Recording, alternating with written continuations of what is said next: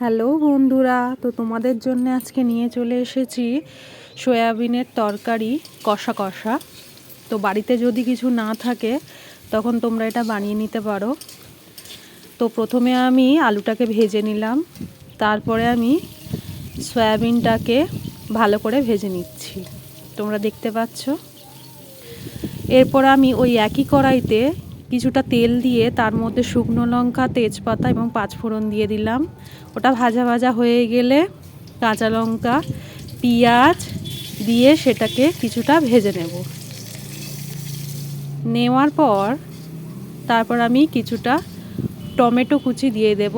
সেটাকেও কিছুটা নেড়ে চেড়ে ভাজা ভাজা হয়ে আসলে আমি ভেজে রাখা সয়াবিন এবং আলুটা দিয়ে দিচ্ছি, তোমরা দেখতে পাচ্ছ।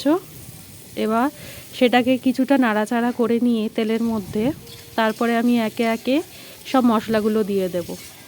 প্রথমে দিচ্ছি আদা রসুনের পেস্ট, তারপরে দিচ্ছি লবণ, তারপরে দিয়ে দেব হলুদের গুঁড়ো, তারপরে দিচ্ছি ধনের গুঁড়ো, তারপরে দিচ্ছি কিছুটা পরিমাণ জিরের গুঁড়ো।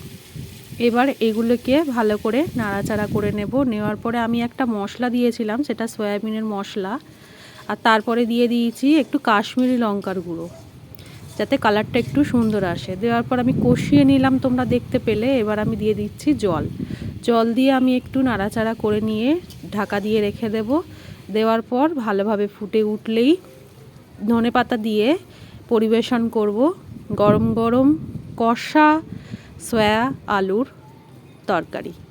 তো বন্ধুরা, ভিডিওটা ভালো লেগে থাকলে প্লিজ একটা লাইক, কমেন্ট এবং একটা সাবস্ক্রাইব করে দিতে ভুলো না।